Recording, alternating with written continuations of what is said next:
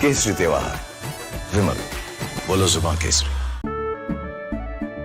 केसरिया से मन जोगी हुआ रे, दिल झूमे देखो मतवारा हुआ रे। केसरिया से मन जोगी हुआ। हर पल मनाओ केसरी त्योहार। विमल, बोलो जुबान केसरी। मस्त पकड़ जबरदस्त।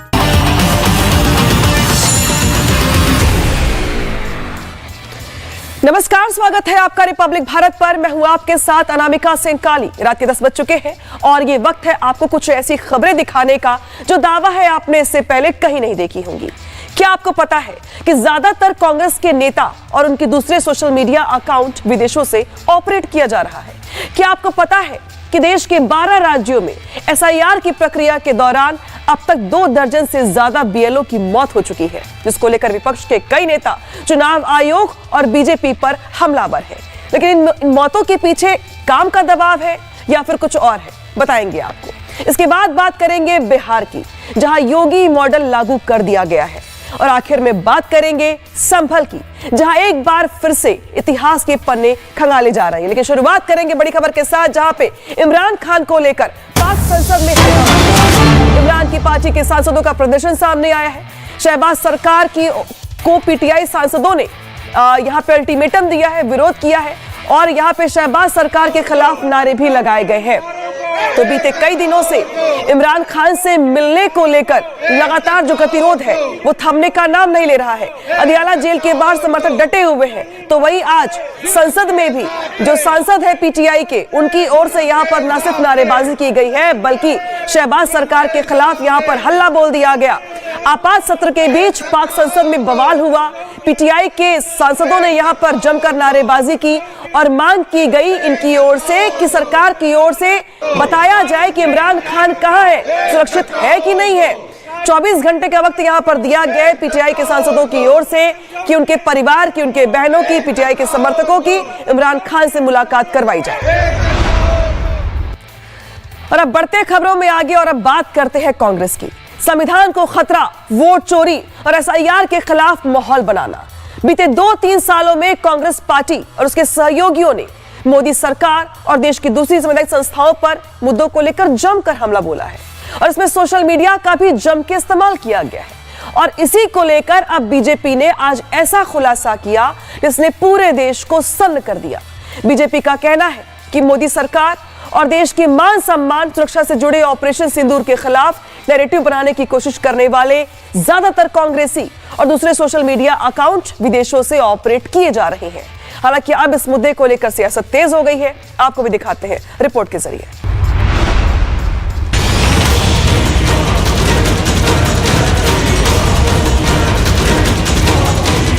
भले ही विदेश में जाके भारत के विरोध में कहना पड़े और भले ही विदेश से अपने अकाउंट्स का संचालन करके भारत में नरेटिव गढ़ने की कोशिश की जाए। मानवपुरा में हमने एटम बम दिखाया था। बीजेपी के लोगों तैयार हो जाओ, हाइड्रोजन बम आ रहा है। किसी भी कीमत पे राहुल गांधी को प्रधानमंत्री बनाना है, चाहे उसके लिए देश को ही क्यों ना बेचना पड़े। एक मूर्खता की बात कर रहे हैं कि कांग्रेस समर्थित अकाउंट एक्स पर दूसरी लोकेशन से चल रहे हैं। 2014 के बाद से केंद्र की सत्ता और कई दशकों से कई राज्यों में सत्ता पाने के लिए जूझ रही कांग्रेस क्या अब विदेशी टूल किट और विदेशी मदद से देश की सत्ता पर कब्जा करना चाहती है? वोट चोरी, एसआईआर और ऑपरेशन सिंदूर को लेकर सोशल मीडिया पर किए गए तमाम बवाल क्या इसी का हिस्सा है? क्या कांग्रेस और लेफ्ट देश की सत्ता के लिए किसी भी हद तक जाने को तैयार है? ये सवाल खड़े हुए हैं बीजेपी की ओर से किए गए उस दावे से जिसने देश के लोगों की नींद उड़ा दी है। किसी भी कीमत पे राहुल गांधी को प्रधानमंत्री बनाना है, चाहे उसके लिए देश को ही क्यों ना बेचना पड़े, देश को ही विदेश की भूमि से क्यों ही ना अपमानित किया जाए। ये वोट चोर गद्दी छोड़, यह नरेटिव आप अगर देखेंगे तो पूरी तरह से किस प्रकार दूसरी देशों से बनाया जा रहा था।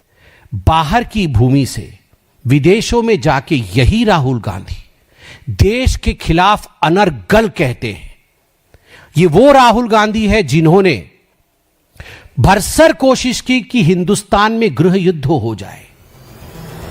वोट चोरी, एसआईआर और दूसरे मुद्दों को लेकर कांग्रेस नेता राहुल गांधी हाइड्रोजन बम फोड़ने और दूसरे ना जाने कई और तरह के दावे करते आए हैं, लेकिन बीजेपी की ओर से किया गया खुलासा देश के लोगों पर आसमान फटने से भी ज्यादा भयावह है कि क्या खुद को देश और देश की आजादी का सबसे बड़ा झंडा बरदार बताने वाली देश की ग्रैंड ओल्ड पार्टी और उससे जुड़ा लेफ्ट लिबरल इकोसिस्टम अब विदेशी टूल किट के जरिए देश को बदनाम करना चाहता है, देश को कमजोर दिखाना चाहता है और देश के बाहर से देश के अंदर और बाहर तमाम नैरेटिव चलाया जा रहा है। इसके लिए बीजेपी ने दावा किया है और कहा है कि वरिष्ठ नेता पवन खेड़ा का एक्स अकाउंट अमेरिका बेस्ड है, महाराष्ट्र कांग्रेस का अकाउंट आयरलैंड बेस्ड है, Himachal Congress connected via Thailand Android app है, ऑल्ट न्यूज अमेरिका बेस्ड है कनेक्टेड वाया वेब, निधि सिंह राठौर वेस्ट एशिया, महफूजुर रहमान बांग्लादेश, अर्पित शर्मा यूरोप, विदेशों से ऑपरेट हो रहे अकाउंट। इसके अलावा वामपंथी और कांग्रेसी इन्फ्लुएंस के ऐसे कई अकाउंट हैं जो पाकिस्तान और बांग्लादेश में स्थित हैं। इन इन्फ्लुएंसर्स ने भारत में वोट चोरी और एसआईआर को लेकर नैरेटिव सेट करने की कोशिश की और ऑपरेशन सिंदूर के दौरान पीएम मोदी और सुरक्षा बलों को कमजोर दिखाने की साजिश भी की। यूरोप से, अमेरिका से बैठे उनके लोग जो इन्फ्लुएंसर्स हैं, जो हमारे वोटर नहीं हैं, जिनका इंडिया से कोई लेना देना नहीं है, वो भारत में नैरेटिव सेट करेंगे। अब मैं बहुत संक्षेप में, भारत में कुछ ऐसे नैरेटिव जो इन लोगों द्वारा राहुल गांधी के कहने पर, कांग्रेस इकोसिस्टम और लेफ्ट इकोसिस्टम के कहने पर सेट किया गया, वैसे 3 नैरेटिव के उदाहरण दूंगा।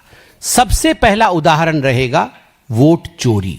दूसरा नैरेटिव ऑपरेशन सिंदूर में जो मोदी जी को और भारत की आर्मी को एक तरह से सरेंडर्ड रूप में दिखाने की कोशिश की गई, एक तरह से दुर्बल दिखाने की, वीक दिखाने की कोशिश की गई, उसके पीछे भी पाकिस्तानी हैंडल, बांग्लादेश के हैंडल, वेस्ट एशिया के हैंडल, यूनाइटेड स्टेट्स में बैठे कुछ कांग्रेसी और उनके शुभचिंतक।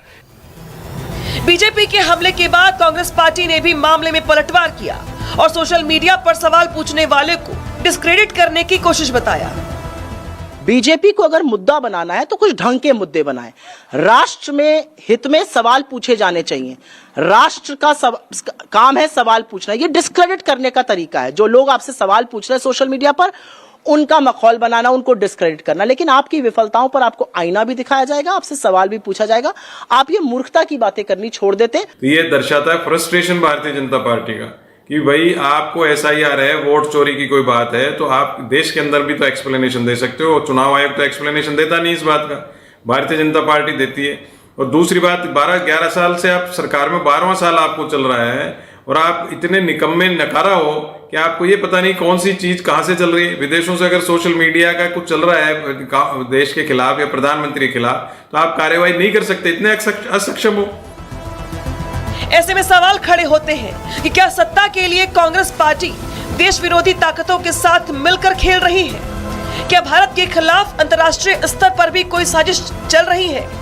और विदेशी ताकतें भी भारत में नरेंद्र मोदी की सत्ता से परेशान हैं। राहुल तो कई बार बम फोड़ने की बात कर चुके हैं, लेकिन अब देखना होगा कि संसद के शीतकालीन सत्र की शुरुआत होने पर बीजेपी की ओर से किया गया ये धमाका सियासत में किस कदर भूचाल लेकर आता है। Bureau report, Republic Bharat. और अब बढ़ते हैं खबरों में आगे। देश के 12 राज्यों में एसआईआर की प्रक्रिया चल रही है, जिसका मकसद है वोटर लिस्ट में से बोगस वोटर्स को हटाकर पात्र वोटरों को सूची में शामिल करना। लेकिन अब इसी एसआईआर को हथियार बना के सरकार के साथ साथ चुनाव आयोग को कटघरे में खड़ा किया जा रहा है। आरोप है कि देश के अलग अलग राज्यों में एसआईआर प्रक्रिया में लगे बीएलओ जो है वो काम के दबाव के चलते अपनी जान गंवा रहे हैं। समाजवादी पार्टी के राष्ट्रीय अध्यक्ष अखिलेश यादव ने तो चुनाव आयोग पे कई बड़े आरोप लगाए हैं, कटघरे में खड़ा किया है। साथ ही जिन बीएलओ ने अपनी जान गंवाई है उनके लिए मुआवजे की मांग भी कर दी है। और अब बीएलओ को लेकर के, एसआईआर के मुद्दे को लेकर के यूपी समेत पूरे देश भर में मुद्दा गरमाया हुआ है, जम की राजनीति हो रही है। देखिए कैसे।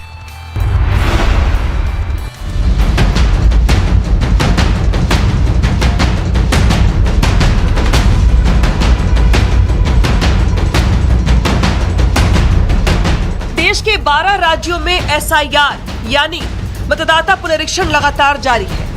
इन राज्यों में एसआईआर का काम 4 नवंबर को शुरू हुआ था।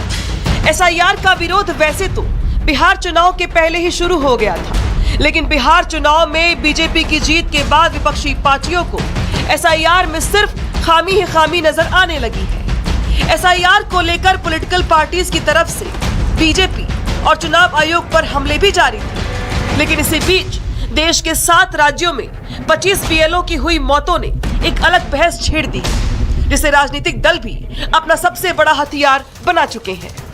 आपको बता दें कि देश के 12 राज्य ऐसे हैं जहां एसआईआर चल रहा है।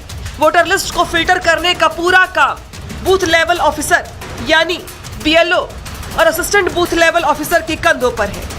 ये बीएलओ कोई और नहीं बल्कि सरकारी स्कूल के टीचर, लेखपाल और दूसरे कर्मचारी ही होते हैं। ये अपने क्षेत्रों के हर वोटर से जानकारी जुटाते हैं, वोटर लिस्ट को अपडेट करते और मतदान केंद्रों से जुड़े सभी मूलभूत कार्यों को संभालते हैं। आसान शब्दों में कहें तो बीएलओ ही वो व्यक्ति है जो मैदान में जाकर चुनाव आयोग की पूरी प्रक्रिया को सही तरीके से चलाने में सबसे अहम भूमिका निभाता है। लेकिन एसआईआर ऐसी प्रक्रिया बन गई है जो कई बीएलओ के लिए जानलेवा साबित हो चुकी है। रिपोर्ट के मुताबिक पिछले 22 दिनों में 7 राज्यों में 25 बीएलओ की मौत हो चुकी है। इन 12 राज्यों में 51 करोड़ से ज्यादा वोटर हैं और उनका वेरिफिकेशन करने के लिए करीब 5.32 लाख से ज्यादा बीएलओ तैनात किए गए हैं, जो घर घर जाकर हर वोटर को फॉर्म दे रहे हैं, उसे भरने में मदद कर रहे हैं और फिर वही फॉर्म उनसे लेकर पोर्टल पे अपडेट भी कर रहे हैं। लेकिन इस बीच हुई कुछ मौतों ने हर किसी को हैरान कर दिया है।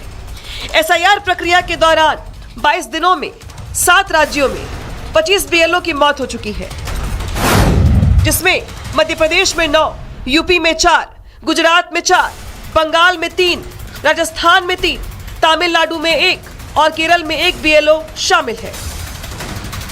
एसआईआर को लेकर बिहार चुनाव से पहले ही राजनीतिक घमासान मचा हुआ था, लेकिन बीएलओ की मौत ने इस आग में घी का काम कर दिया। सभी विपक्षी दलों ने इस प्रक्रिया पर सवाल खड़े किए और इसी के जरिए बीजेपी को घेरना भी शुरू कर दिया। कांग्रेस सांसद राहुल गांधी, तृणमूल कांग्रेस, ममता बनर्जी समेत कई नेता ऐसे हैं जो इसी के जरिए बीजेपी और चुनाव आयोग पर हमलावर हैं। আমায় বাংলায় আঘাত করলে, কারণ মানুষকে আঘাত করলে আমি মনে করি আমাকে আঘাত করছে। আমাকে আঘাত করলে আমি সারা ভারতবর্ষ হিলিয়ে দেবো, এটা মাথায় রেখো। एसआईआर के चलते 20 दिनों में 26 बीएलओ की मौत हो गई। ये नैरेटिव नहीं है, ये वो कटु सत्य है जो देश के सामने है।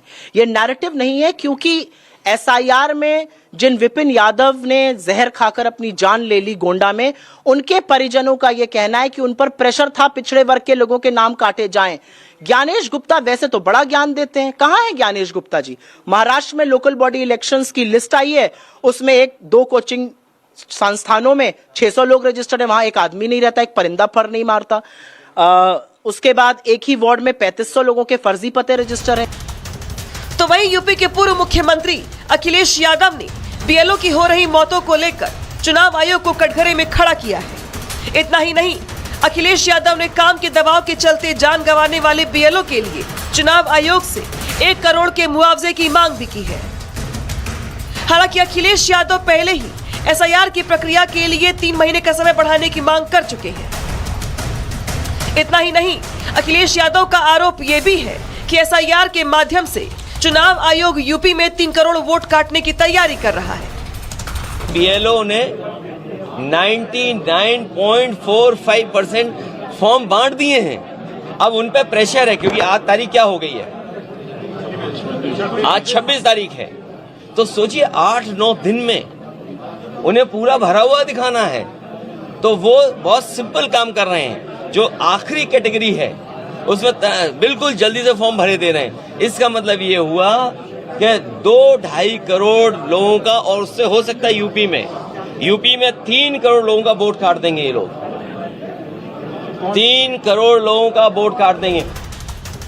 तो इस बीच बीजेपी ने विपक्ष के तमाम आरोपों का जवाब दिया है कि स्वतंत्र, निष्पक्ष, पारदर्शी प्रक्रिया के द्वारा चुनावों को संपन्न कराने के प्रयास को लेकर जिस प्रकार का निंदनीय प्रयास और घातक आघात कुछ इंडी गठबंधन के राज्यों द्वारा किया जा रहा है, वो बहुत चिंता का विषय है। हालांकि चुनाव आयोग ने बीएलओ की मौत को लेकर चिंता जताई है, लेकिन यह भी सच है कि देश में एसआईआर पर चल रही सियासी महाभारत के बीच अगर सबसे ज्यादा कोई फुर्ती से काम कर रहा है तो वो है चुनाव आयोग। चुनाव आयोग की तरफ से दावा किया जा रहा है कि आयोग की टीम पूरी रफ्तार के साथ अपना काम समय पर पूरा करने के लिए प्रतिबद्ध है। इस बीच सवाल खड़े होते हैं कि बीएलओ की मौत की वजह काम का दबाव है या फिर कुछ और। खैर हो चाहे जो भी, लेकिन बीएलओ की मौतों ने राजनीतिक दलों को सियासी हथियार तो थमा ही दिया है। Bureau report, Republic Bharat. विपक्ष के आरोप है कि एसआईआर प्रक्रिया के तहत जो जिस तरीके से बीएलओ काम कर रहे हैं वो काफी दबाव में है, जिसके चलते कई बीएलओ की मौत हो गई। एसआईआर की प्रक्रिया और बीएलओ पर काम के दबाव की हकीकत जानने के लिए रिपब्लिक भारत ने पूरे मामले की पड़ताल की है। इस पड़ताल में हमने कई बीएलओ से बातचीत की जो इस प्रक्रिया में लगे हुए हैं, दिन रात काम भी कर रहे हैं। इस पड़ताल में क्या कुछ निकल के सामने आया है, दिखाते हैं आपको रिपोर्ट के जरिए।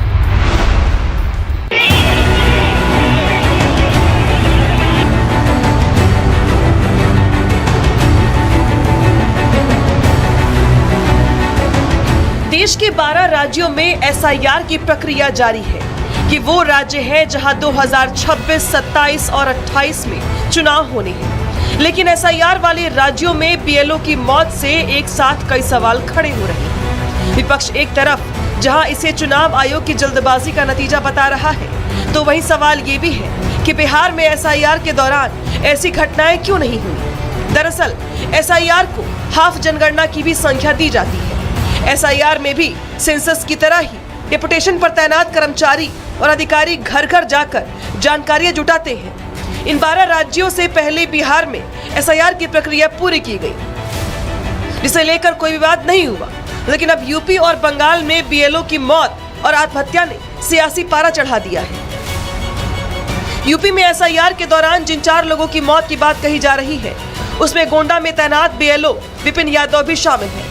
आरोप है कि विपिन यादव पर काम का काफी ज्यादा दबाव था, इसीलिए उन्होंने जहर खाकर अपनी जान दे दी। ऐसे में काम को लेकर कर्मचारियों पर कितना दबाव है, इसकी तहकीकात के लिए रिपब्लिक भारत की टीम ग्राउंड जीरो पर पहुंची।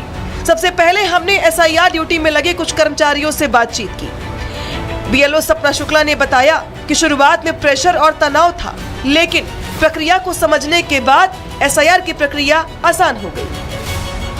कई जगह लोग सुसाइड कर रहे हैं, क्या इस तरह प्रेशर आप भी महसूस करती हैं? नहीं सर, हम नहीं महसूस करते हैं इस तरह जी, मेरे ऊपर इतना प्रेशर नहीं है। आपको सहयोग मिल रहा है और कर्मचारियों का?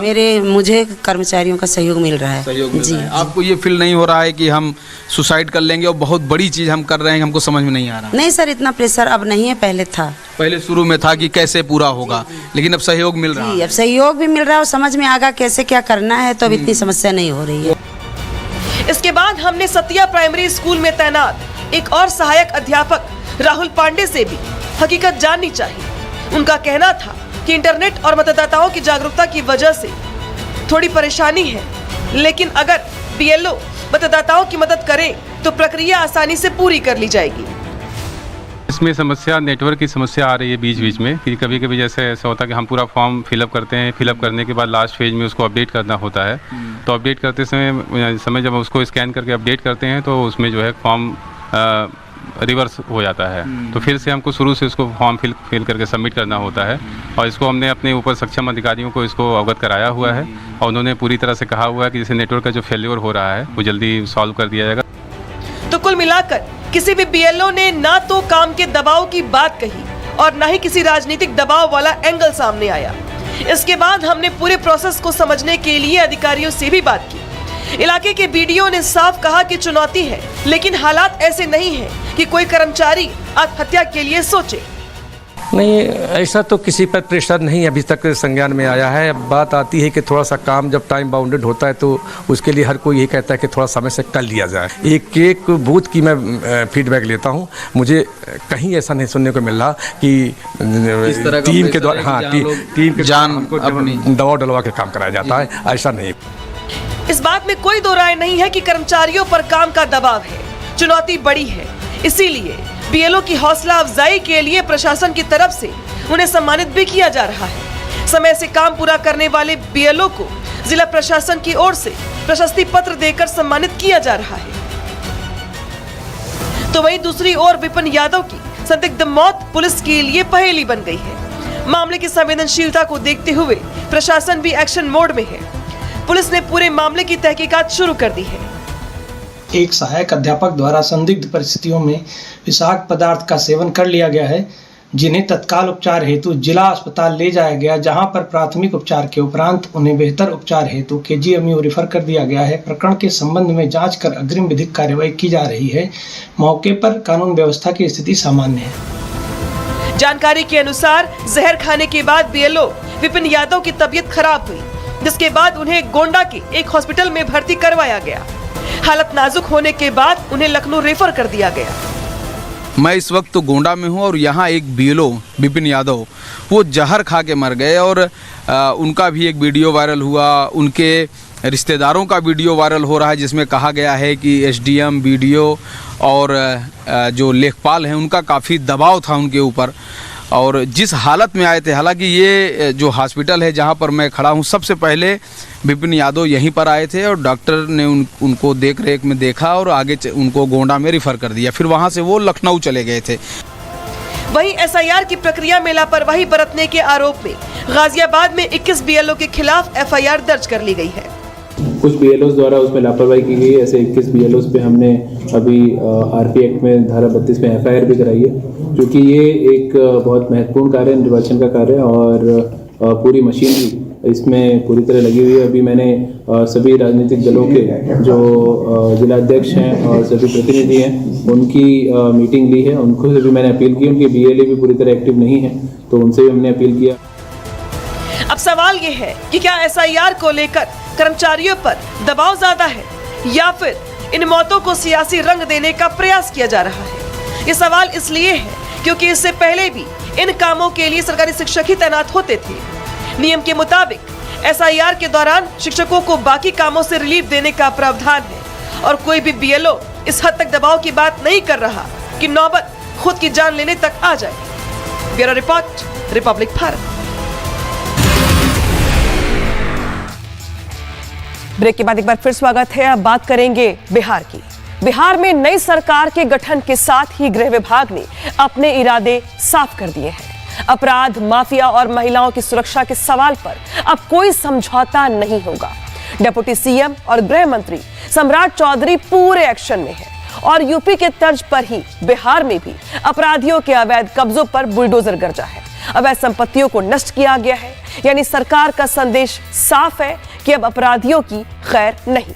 कैसे बिहार में अब अपराध के खिलाफ बुलडोजर गरजा है, दिखाता है आपको रिपोर्ट में।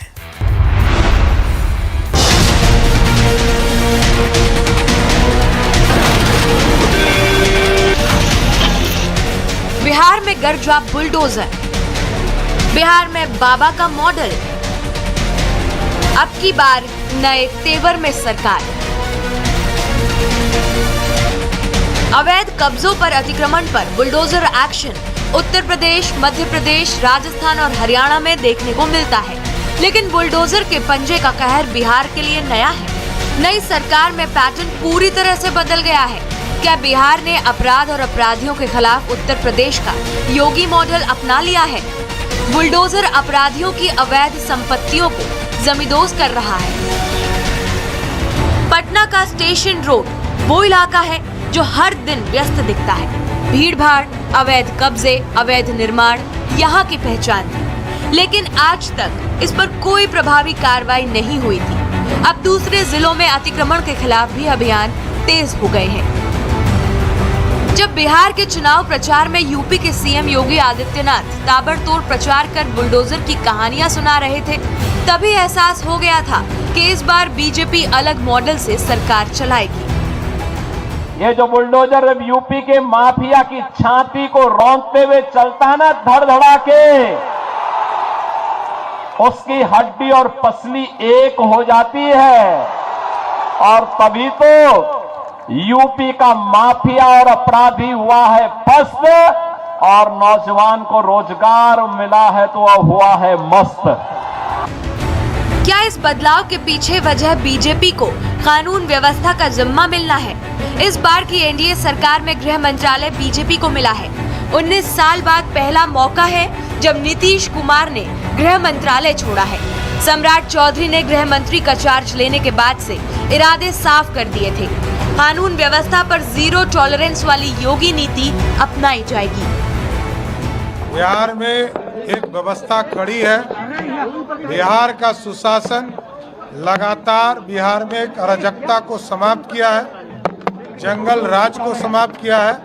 उस व्यवस्था को पूर्ण रूप से स्थापित किया जाएगा।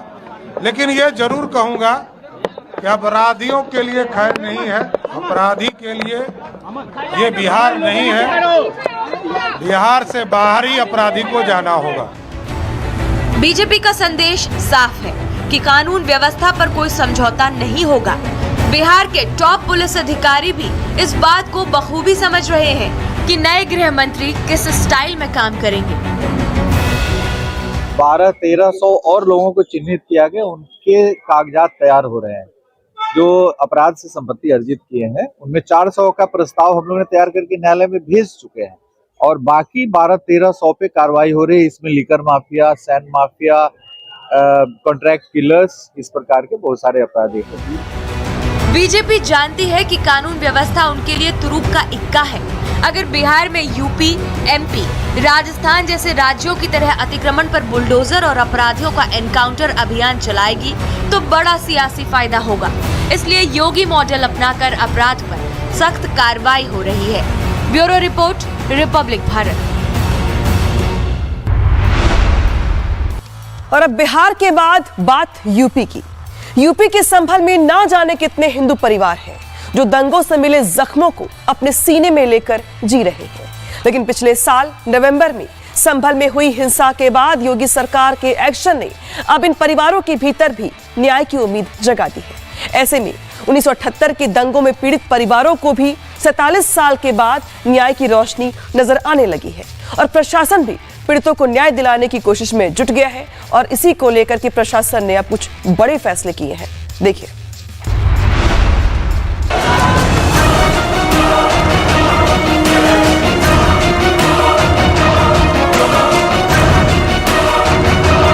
दंगाइयों की भीड़ आती है, निर्मम तरीके से चाकू से उन्हें कूदा, उनका सब न मिले तो इसलिए वो तराजू जो दुकान में हुआ करता था, बहुत बड़े वाले पल्ले जो हुआ करते थे, उस तराजू से रस्सी से बांध के कुएं में फेंक दिया गया था।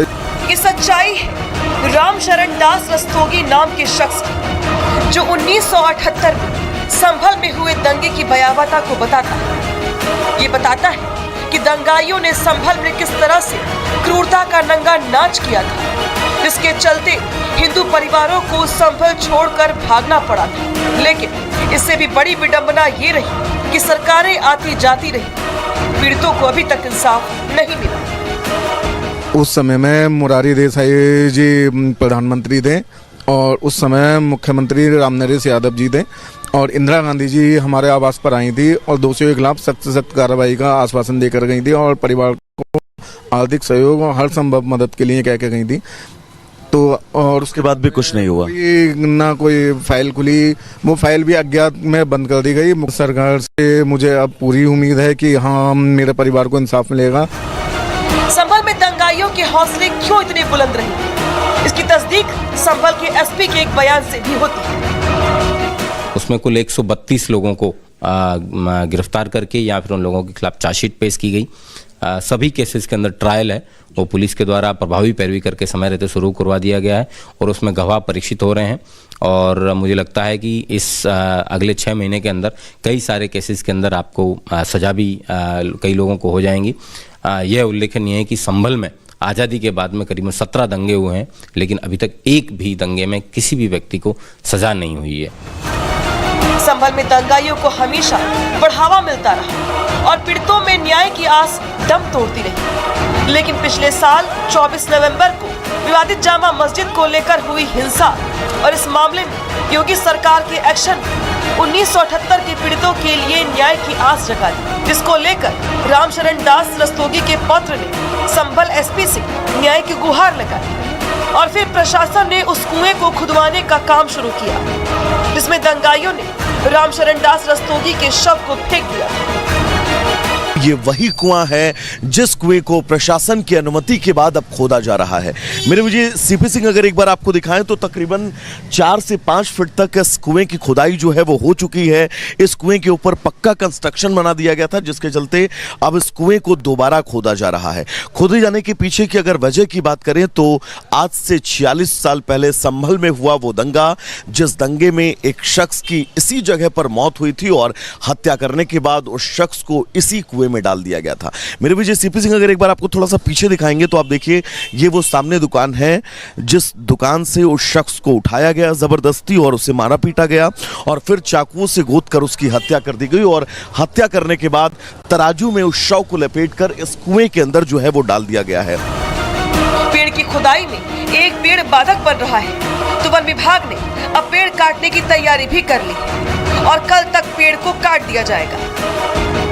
क्या आगे का प्लान है इस पेड़ काटने को लेकर, क्योंकि बिना पेड़ कटे ये गड्ढा नहीं हो सकता है जो यहाँ पर हो रहा है। कि पहले छटाई कराएंगे उसके बाद नीचे से कटाएंगे, पहले ऊपर से छटाई करानी पड़ेगी। कब तक प्लान है आप लोगों का, कुछ प्लान बनाया? हो जाएगा, कल तक हो जाएगा। कल से शुरू करेंगे, आज शाम से? शाम को जो है छटाई कराऊंगा और उसके बाद शाम को मतलब बहुत सुबह कराऊंगा। बाकी क्योंकि सर देख रहे तार वार भी यहाँ पर है ये सर। स्टेट साहब से बात हुई है, वो शट डाउन उन्होंने कहा कि मैं शट डाउन दिला। डाउन के लिए बात हो गई, शट डाउन के लिए बात। योगी राज में मैसेज क्लियर है, दंगाई हो या अपराधी किसी भी कीमत पर बख्शे नहीं जाएंगे। इसी के तहत प्रदेश सरकार 1978 में हुए दंगे के पीड़ितों को जहां न्याय दिलाने की कोशिश में जुटी है, तो वहीं पिछले साल हिंसा करने वाले अपराधियों का पूरा हिसाब किया जा रहा है।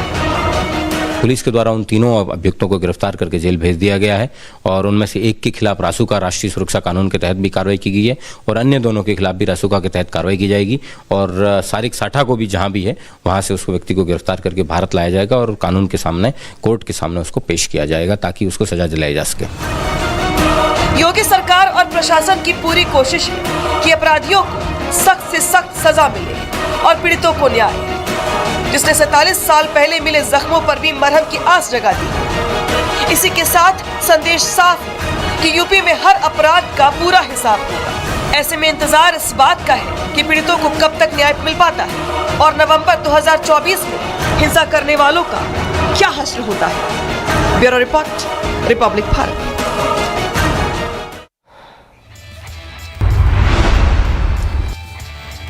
हापुड़ के गढ़ कोतवाली क्षेत्र स्थित ब्रजघाट से एक ऐसा हैरान करने वाला मामला सामने आया है, जहां पे एक डमी के अंतिम संस्कार के मामले ने सभी को चौंका दिया। पूरा मामला क्या है, देखिए रिपोर्ट में।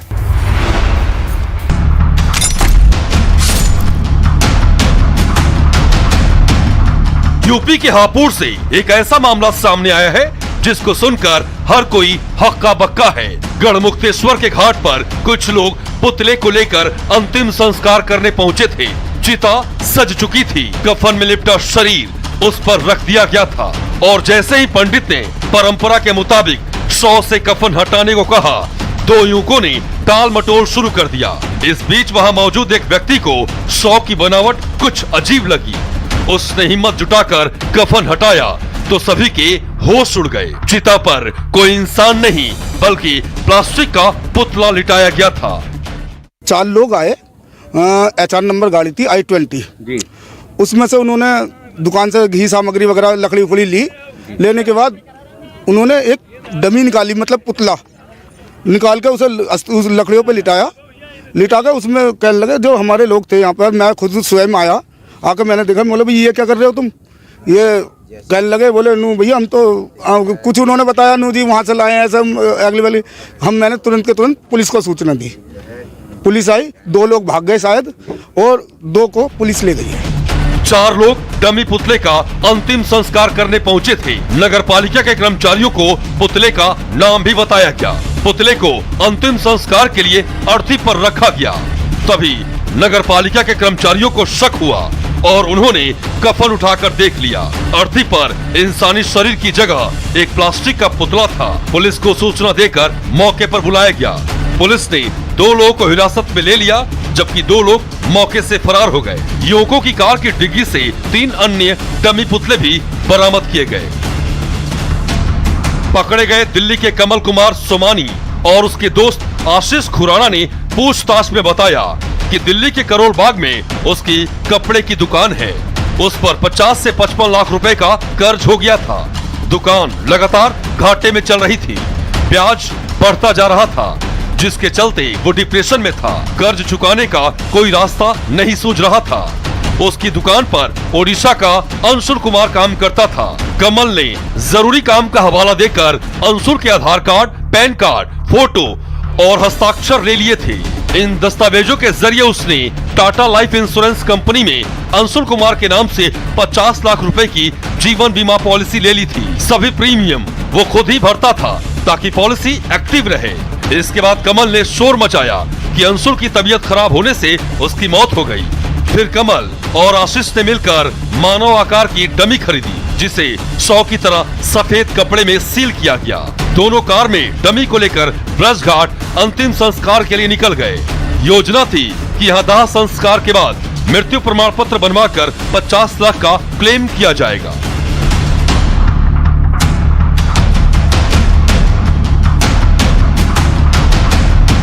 इसके बाद पुलिस को शक हुआ तो कमल के फोन से अंशुल को वीडियो कॉल भी किया गया।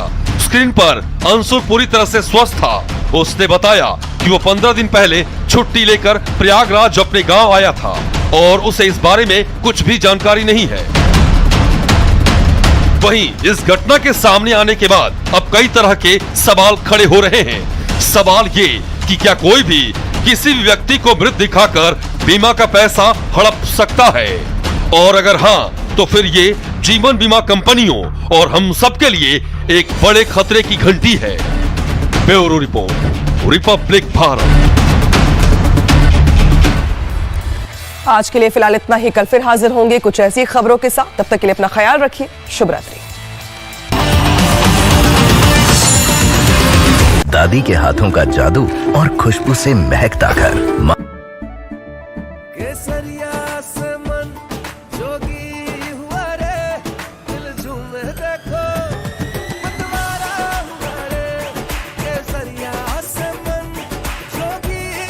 हर पल मनाओ केसरी त्योहार। विमल, बोलो जुबान केसरी।